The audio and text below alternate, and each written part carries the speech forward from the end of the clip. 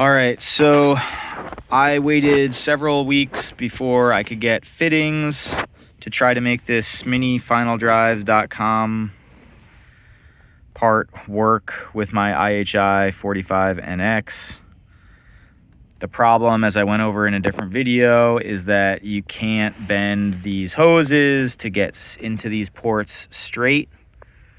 So I tried putting 45-degree ends on the two big hoses to get them to go in on a 45-degree fit elbow connected to the nipple going into the block.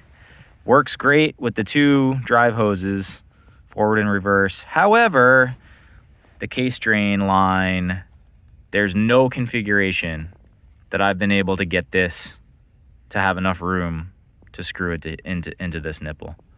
It just simply, there's just not enough space in here. And the design flaw is that these ports are too close to the edge of the machine here.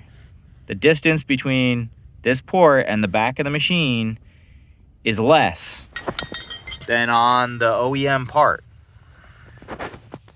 Not to mention that these fittings, these factory fittings, you can't even spin them on over there because they're too close to the edge. They bump up against the bolts, the housing bolts, as you turn them. You can't.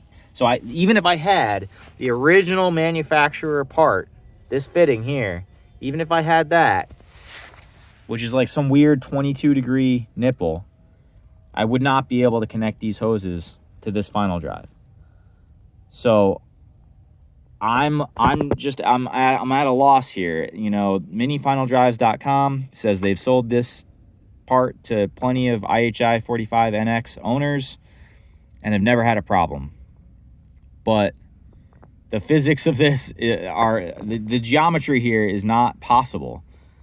At this point, I've spent like $400 altogether on like fittings and hoses and trying to get this working. And I should have just taken the OEM motor out, sent it back to the factory and had it rebuilt instead of going with minifinaldrives.com. And I would have had the motor back by now. This has been like 3 weeks of this. And my machine's just been sitting here unusable. So I'm pretty ticked off. I can't return these fittings now. You know, I tried to get a pipe wrench on this to, like, you know, turn it in a different direction because I had mapped it all out with the 45s and I knew what angle this hose had to be turned at. And it would have been fine except for the fact that there's just no way to get the freaking case drain in because there's just no room.